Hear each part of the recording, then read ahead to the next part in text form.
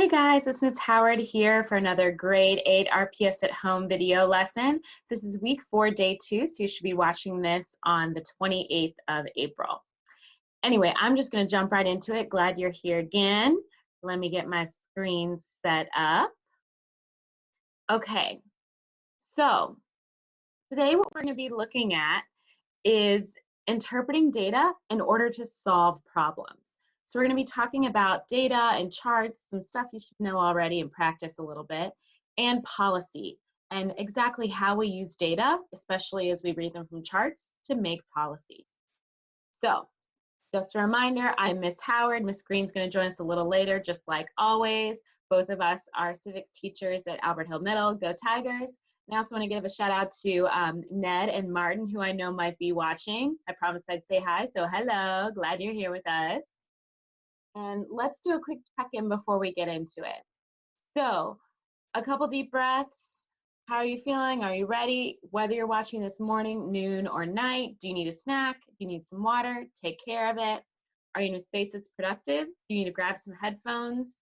Or can you move yourself if you're able? Do that if you can. And how are you feeling mentally? Like, really, take in the zen from my Bitmoji. A couple deep breaths. Pause this video if you're not ready to really be with it and engage, because we want you here at your best.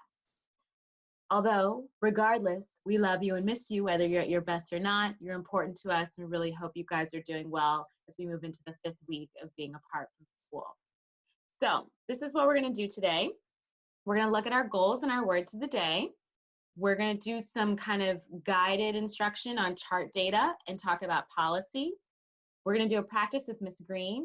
She's also going to give us our quick quiz and our mission for Thursday, and then I'll end us for the day. Okay, so you ready? Let's go. All right, so by the end of this lesson, you should be able to identify the main parts of a chart and describe trends you see in that chart. That's the goal for today. So what do you need? You need something to write with, as always, some paper or a notebook you've been keeping these notes in, and finally a brain that's ready to put in work. You ready? If not, you can pause the video and then pick it right back up, okay? All right, let's go. So we have 3 words of the day, and words are power, and knowledge is power, especially these words. So you gotta have them, you gotta know them. We're gonna be doing the word data. We're gonna be talking about the word trend, and finally the word policy. So let's get ready to write. That's what that little symbol is. You know it already by now. Write down that first word, data. What is data? I'm sure you've heard it a lot and heard on TV, probably heard it in school, but what is it really? Data are facts and statistics collected together for reference or analysis. Now I do want to point out something. Data is plural, right? Data means many facts or statistics all put together for reference, right? Datum, D-A-T-U-M, is actually the word we use when we're talking about just one piece of data. Like you would plot a datum point, not necessarily a data point. So just some grammar there for you. So there's even an entire field of work, a career you could pursue where you're just analyzing data. Data is a word we need to know today. A second one is trend. And in this case, we're talking about data trends, okay? So we're talking about a pattern or a change in data over time. We're not talking about Visco girls or TikTok, like the fashion trends. We're not talking about that. We're talking about trends in data. So like if you looked at this chart, which is the sea level change in inches from the year 1880 to 2020, you'll see that the trend of that chart is generally a positive trend that's going up. There's nothing to do with Visco, nothing to do with, right? Not that kind of trend. We're talking about trends in data. Okay, so hopefully you've written that down. If you need a pause and I'm going too fast, just give it a pause and copy it down. Last word, ready? It's policy, which I know you hear Ms. Green and I mention a lot in these because we care a lot about this topic and making sure you know what it means. This is the actual definition. Policy is a plan or a solution that government creates in order to address some kind of problem. Usually policy takes the form of either action or regulation. And action usually comes in the form of like programs or special kind of task force or committees. And then regulation usually looks like laws. We're going to put in this rule so this thing doesn't happen. That's what policy is. And either people in government together or single office holders like a president can come up with their own policy. So another thing you can think about is like a dress code, right? A school dress code is kind of a policy put in by the local government, the school board, right? That's to address a problem of maybe students not understanding how they need to dress in school, which is a social public environment where we learn how to be in the adult world eventually, right? So that's an example of a policy that's a little more easy to wrap your head around. So these words of the day. Policies specifically, because we're looking at data and trend to talk about policies, they can be made by all levels of government, right? Dress codes are made by school board, but there can be global policies, there can be state policies. And if you look at this chart, it talks about the global approval rating for major policies of Donald Trump. This comes from the Pew Research Center from 2019.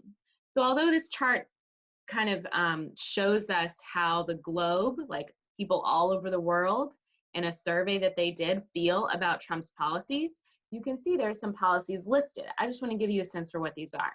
So for example, a known policy of Donald Trump's was increasing tariffs. That's a tax on imported goods from other countries. Withdrawing from international climate change agreements. He obviously ran on a platform to build a wall, right? All of these are policies that either an office holder or a government can come up with. And these are just some examples. And as you can see globally, a lot of these policies aren't well liked, except for for doing more negotiations with North Korea, which I also think is a good thing. Okay, so why does this stuff even matter? What's the point? Have you ever thought that like a solution or a rule, maybe a dress code, didn't really seem to match the data or didn't match your experience? Well, the reason why we're doing this lesson today is to talk about how important data is for people and governments in order to decide the best way to come up with ways to solve problems, right? So, for example, policies that are based in data and shared facts are actually more likely to be effective. When we solve problems in government, we want to know exactly what the problem is, who's affected of it, what the consequences are. And we can best answer those questions if we look at data and trend analysis, right? So we don't just want to like go by what we know or what we've experienced. We want the data to make a good policy, okay? And then the second thing on a personal level, like being able to understand data yourself, like if you don't believe the policy, you can go look at the data yourself. That can help you be a better voter when you eventually start voting. You're going to want to choose some candidates or political parties that have policies that not only align with your values and your beliefs, like what you want for the country, but are also based in good data. They make sense, right? So that's why we're going to talk about this today. So what we're going to start with is just a basic review of how to read a chart. So I have a chart here that I pulled from some election data that they've been taking for a very, very long time. I think the data actually goes almost back to the late 1700s. Pretty cool site. And what I want you to do is I want you to write down these words that I have over here on the right side, the basics, the title, the x-axis, the y-axis, scale/intervals, and a legend or key, okay? Now, if you think you can answer these as we go through with them, go for it. I'm gonna review it like you've never learned it before though, okay? So, what is the title in a chart? Usually you can find the title at the top or the bottom of the chart. It's usually a little bit larger. It might say sometimes title. And in the case of this chart, this is our title. I put a box around it. Turnout rates by race and ethnicity. You can include that top part, but that top part is just kind of giving you some basic information about what this data is coming from. So this data is from the voting age population. That means everybody in America who's 18 or older and able to vote. Doesn't necessarily count in people who may not have registered. It's just anyone who's 18 or over is a voting age population. But what this chart is really about is the turnout rates from that voting age population based on race and ethnicity. So that would be your title. Okay, so a little bit of math now because it all runs together and we're in social science, so you're gonna see charts and graphs. X-axis and y-axis. So there's an x-axis and there's a y-axis. This is how I learned it back when I was in school too, right? Okay, so the x-axis on this chart is what? Yeah, it's all those dates at the bottom. We see those dates seem to be every couple of years, right? The y-axis goes up, and that's on, right, it's usually on the left side, and those are a bunch of percentages there. So those are my x and y axes. Okay, axes, excuse me. Now, scale and interval. This is something that you may not have actually put a word to before, but I'm sure you'll know what it means once I review it. So if I look at my y-axis, I'm noticing that on the axis, it goes from 80 to 70. So my eyes always go to the top, right? Now I want to check the bottom too to see if it changed, because sometimes it changes at the bottom. And it's going 20, 10, 0. Yeah, it's every 10% percentages is the scale, is the interval on the y-axis. What about the x-axis? Is it 10 as well? Well, let's see. I see it says 1990, then 1992. So that's 2 years difference. So let's check another one just to be sure. 94 to 96, that's again 2 years difference. So I have a different interval for my x and y axis. It's good to point out. Finally, is there a legend or a key? I do have one at the bottom. So I can tell that these 4 different colors and the chart correspond to 4 different types of ethnicity or race that they recorded in this survey. Non-Hispanic white is blue, non-Hispanic black is red, Hispanic is green, and other, this is everybody else, is purple, okay? So that's how you check on the basics of a chart, and you should do that every time you look at a chart. Before you jump into the questions, do a quick survey, make sure you understand what's going on. Now, what we're really going to get in today is talking about the trends, right? Is there a pattern to this data, right? Are there differences between groups of the data? So let's deal with this first question, first. Okay, is there a pattern? Is there something that explains the pattern? So you want to look at the actual data points and see. The first thing that pops out to my mind is that there's this crazy zigzag, right? It looks like every 2 years, like, because that's my interval, goes up and down and up and down and up and down. And so that the high points are 4 years apart and the low points are also 4 years apart. Now, if you know anything about voting in America, you know that we have what kind of election every 4 years? Yeah, we have a presidential election every 4 years. And if you looked at some of the elections you might remember in your memory, like 2016 is when President Trump was elected, or 2008 was when Obama was elected, you'll see, yeah, on those dates, I see that the peak is really high, right? And 2016, it's really high. So that's a pattern I see, is that there's a zigzag.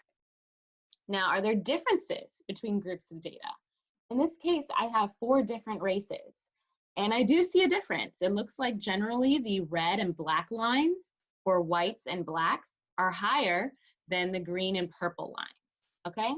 So those are some things you should look for. Still, before you even look at any question on this chart, or that when you might see it, you need to unpack it yourself, right? And that's how you do it. So let's try again. And this time, let's start thinking about how we can do some policy. So here's a new chart. You can write it down with me if you want to pause after you see what I'm going to look at, and you want to see if you can guess it all before I say it. That sounds good. You ready? Here we go. Now, this is turnout rates by education. So not by race, but the highest level education that someone has achieved. At least that's what I'm assuming. Let's look at the basics. Where's my title? Yes, turnout rates by education. That's my title. X-axis. Yes, those years at the bottom. Y-axis. Yes, that one goes all the way up to 100 in this chart, okay? The scale and intervals, it looks like every 10 on the y-axis. And for the x-axis, it's the same, every 2, just like that last chart. Cool. Now, legend or key? Yes, I've got the same color, so I've got to have some kind of key. But notice it doesn't have race and ethnicity this time. It's by education, right? So it says blue is less than some high school. Red is you're a high school grad. Green is you finished some college or you graduated college. And then purple is you went beyond college. You went to get a master's degree or a PhD, postgraduate. Okay, so I'm understanding my basics. Now, let's check the trends. Is there a pattern? And is there something that can explain the pattern? And are there differences between the groups of data? So if I'm looking at the pattern, I can tell again, we see that zigzag.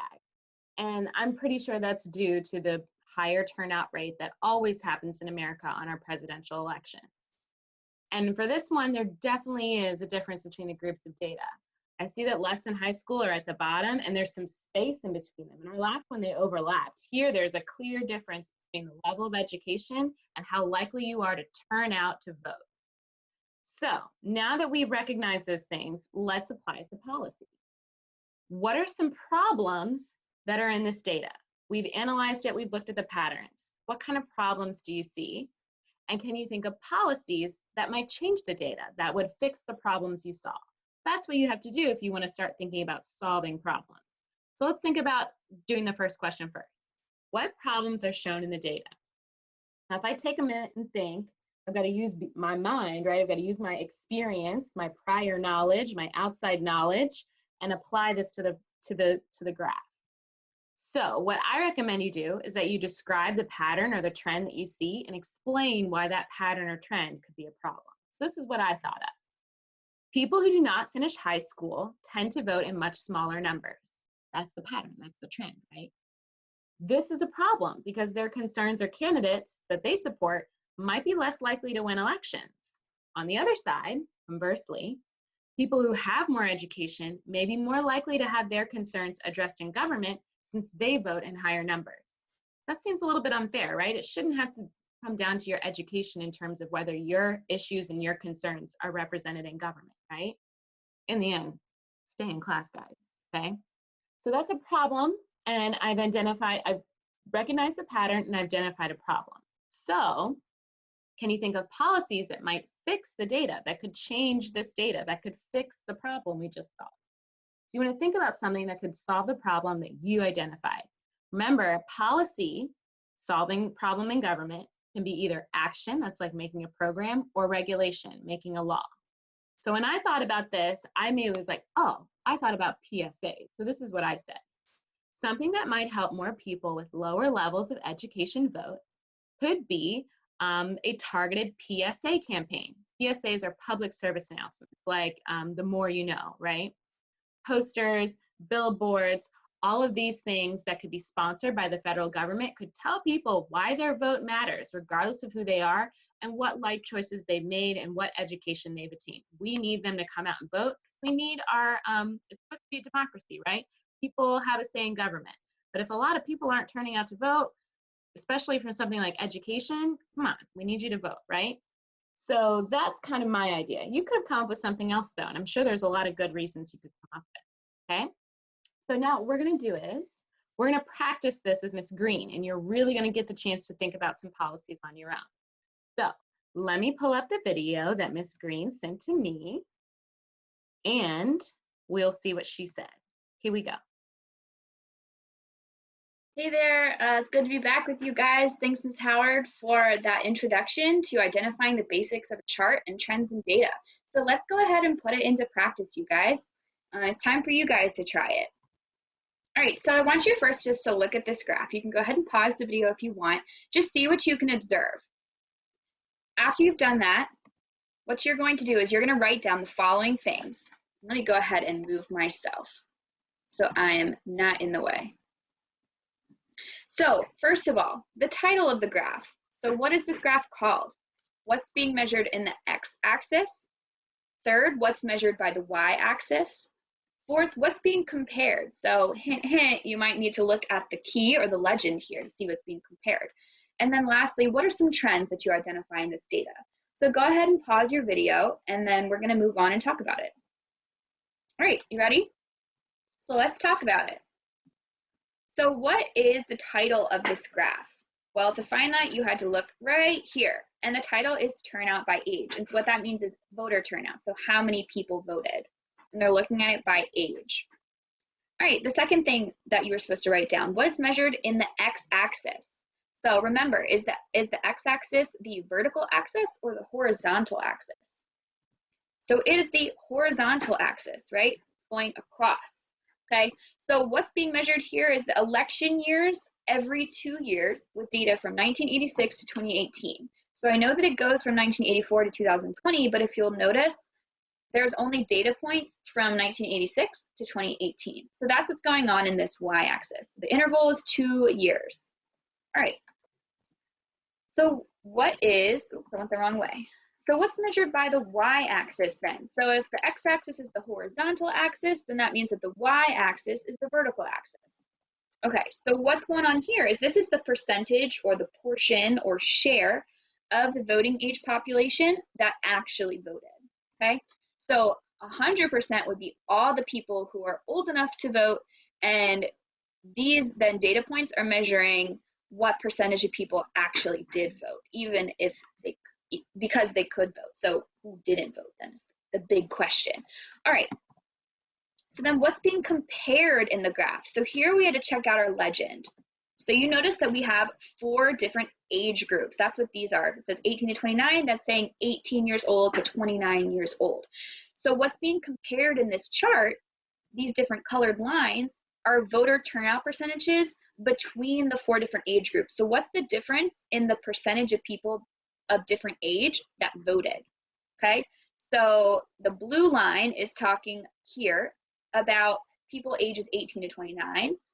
The red line is people ages 30 to 44. The green line is people ages 45 to 59. And I think this is purple. The purple line is people ages 60 plus. All right. So what are some trends in the data? So first of all, we notice that voter turnout increases with age. So this blue line on the bottom are the youngest voters, and this purple line up top, they're the oldest voters. And so consistently, older voters turn up at higher rates than younger voters, okay? So they actually go out and vote more often than young people. So that's an interesting trend. That happens across the board. Sometimes we see that the people ages 45, 59 have similar voter turnout to people ages 60 plus, but in general, people ages 60 plus have the highest voter turnout, and people ages 18 to 29 have the lowest voter turnout. We also notice that voter turnout is higher during presidential election years. So let's look at some examples. Who can tell me what happened in 2008? Do you remember? Well, I remember because that was the year that President Obama was elected the first time.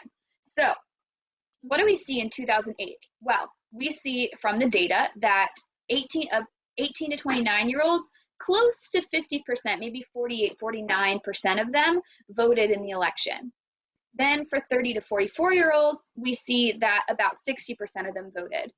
And then people ages 45 to 59 and people ages 60 plus, they voted at about a 70% rate. So about 70% of the people who were old enough to vote did vote. Let's compare that to 2010. Was there a presidential election year? Was there a presidential election in 2010? No, right? Because those only happen every 4 years. So we see a big drop in the data here. So the 18 to 29-year-olds, instead of voting at about 50%, only to about 20% of them voted. 30 to 44-year-olds, it was less than 40% of them. People ages 45 to 59, they voted at about a 50% rate. And then people ages 60 and older, they voted at about 60%. So about 60% of them voted. So that's sort of consistent across all of those dates. So we see this big up and down spikes in the data, right? So that's because there's peaks in the presidential election years, and then there are fewer voters in not off-year elections. That's what we call it. If there's not a presidential election, it's called an off year. So I know that you guys talked a little bit about that with Ms. Howard.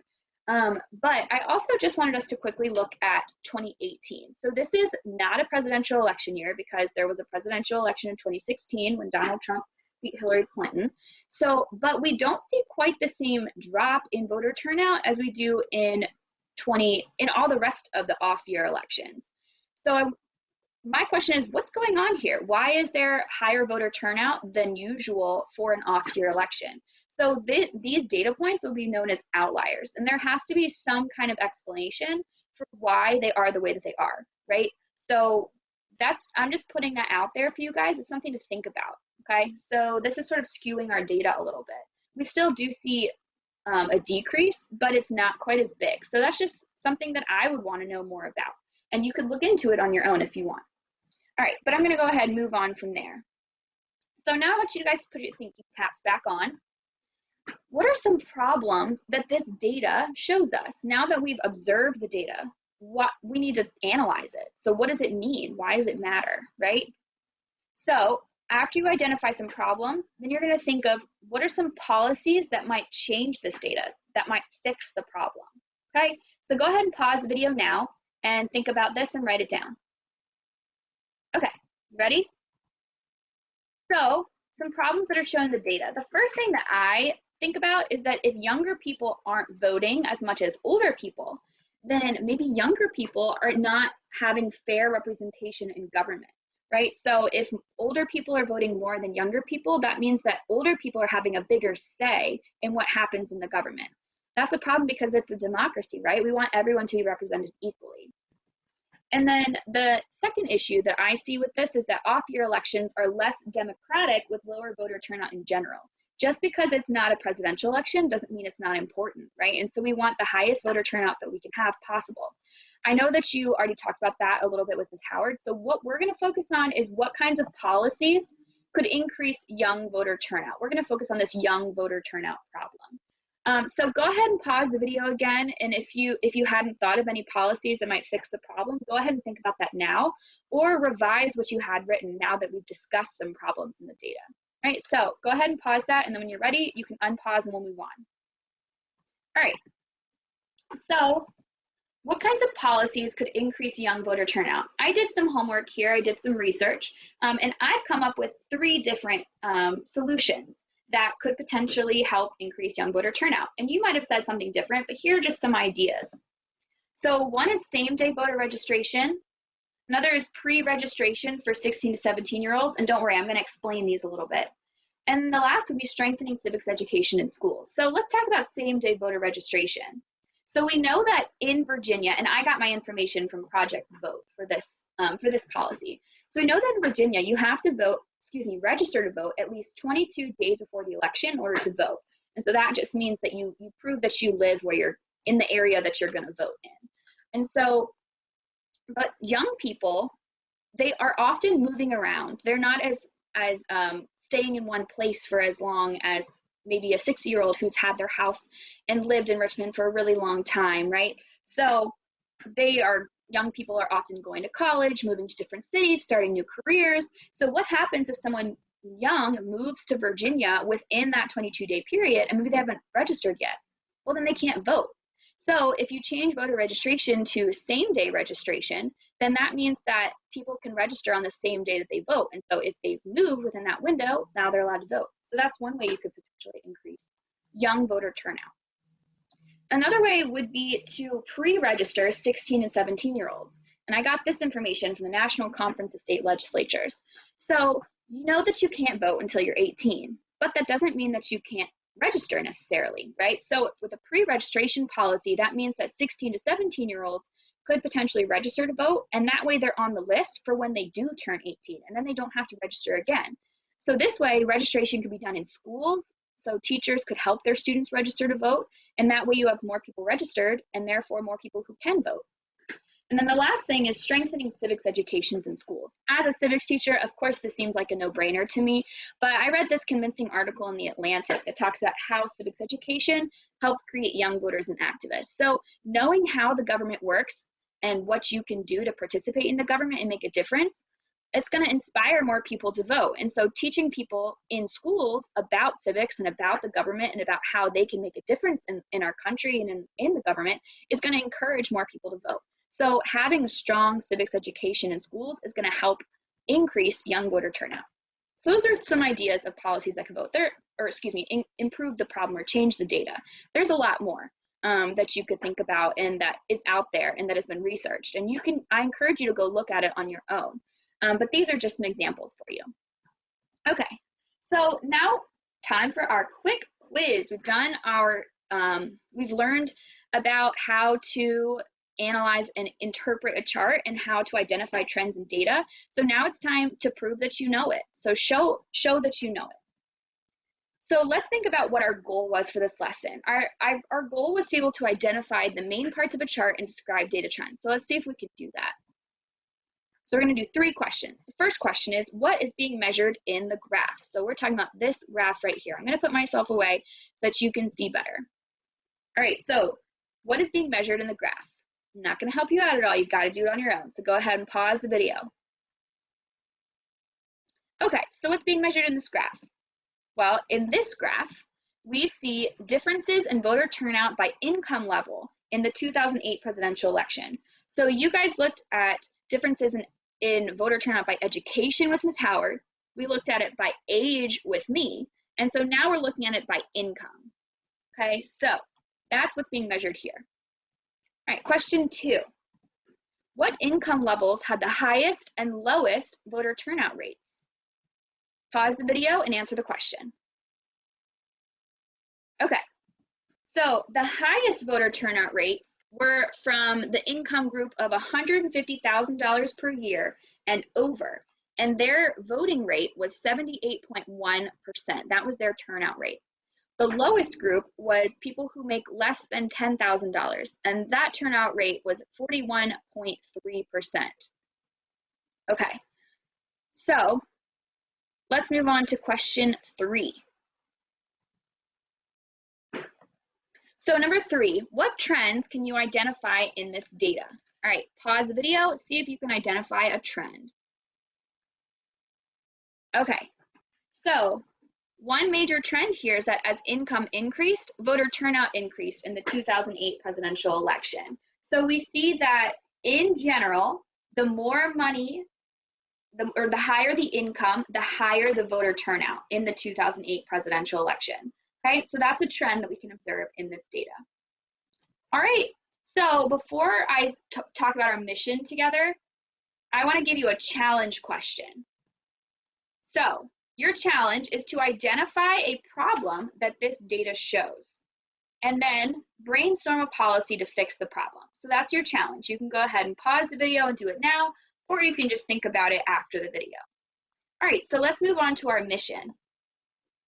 So your mission is to think about how to apply data interpretation to your own life.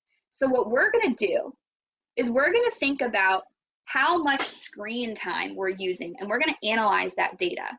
So the first step in the mission is to collect data on your screen time, meaning how much time do you spend looking at a screen like a computer, or watching TV, or looking at your phone, or reading a book on a Kindle, right? So anything that involves a technology that has a screen that you're looking at, playing video games, whatever, you're going to record how much time you spend doing that per day for a week. And you're going to make a table like this, okay? So if on Monday I spent 2 hours in my table, I'm going to write 2, all right? And then up here, you would change this X to whatever time you are using, okay? So make sure that you specify, are you measuring this in minutes? Or are you measuring this in hours? I'm going to go ahead and put myself back so you can see me. All right, let me erase this so we can move on. Okay, so part 2 of the mission. After you make your chart, your table, you're gonna use the table to make a line graph to chart your screen time over the week, okay? So if on Monday that I said I spent 2 hours, then right here, I would draw my point at 2.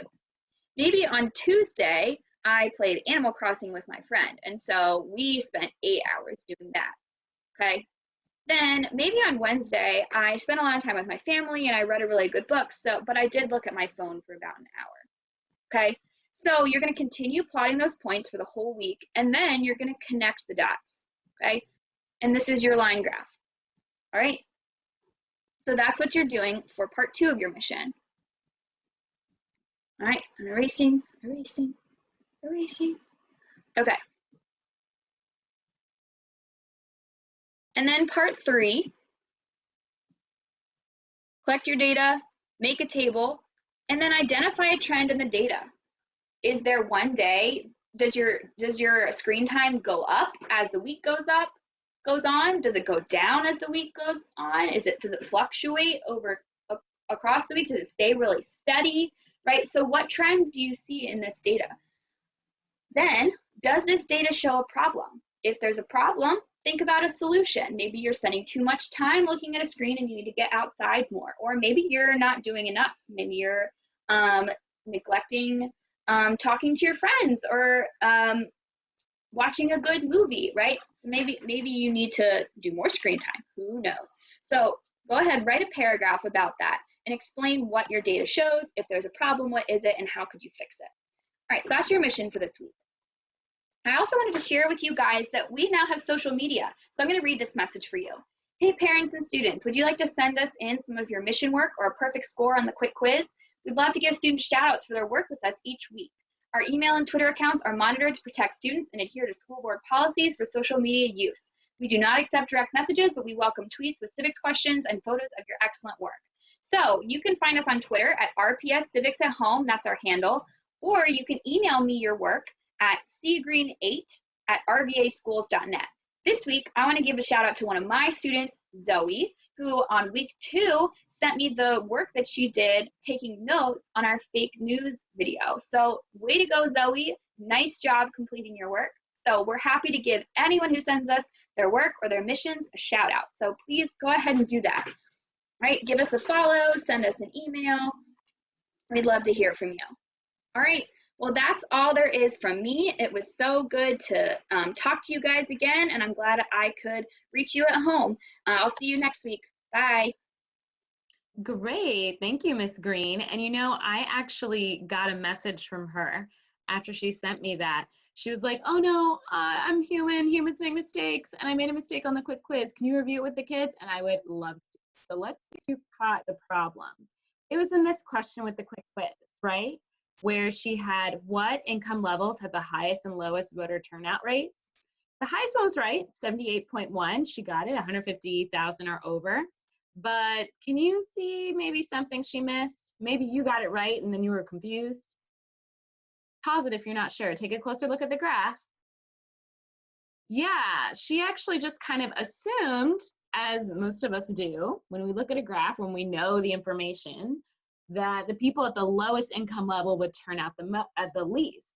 But the truth is that the next, like the second lowest income level, which was $10,000 to $14,999, they actually had the lowest turnout level in 2008 in the presidential election, because only 41.2% of them turned out for that election, versus the lowest income level bracket measured here was 41.3. So this is just to kind of remind you to make sure that you're looking closely at your data, you're not making assumptions, that sort of thing, because it obviously has an effect. So I want to close today with our meme of the day and kind of a go get it for your mission. Of course, you know that screen time is probably something that's on your mind, your parents' mind a lot. I'm really excited I'm going to chart it myself to see how much time I'm spending in front of my computer, right? I'm going to do that. To kind of see if there's anything that I could change to make life better for myself. Hey, and if you really enjoy doing this, it doesn't have to be screen time. It could be anything you want, anything you think that there might be a problem and you can get some data for it and track it over time and put it in a chart and analyze it. We recommend that you do it. So I really hope that you use our social media and send us some of your charts, some of your ideas for changing screen time or whatever you decide to chart. And we'll see you then. So I am going to let you go. And I just want to say goodbye one last time. Make sure you reach out to us on our Twitter or Miss Green's email, cgreen8@rvaschools.net, if you have a question as well. We're happy to take those as well. So enjoy your mission for this week. I hope you have good success when you come back to it on Thursday and throughout the week as you chart your screen time. And we'll see you next time, okay? Bye, guys.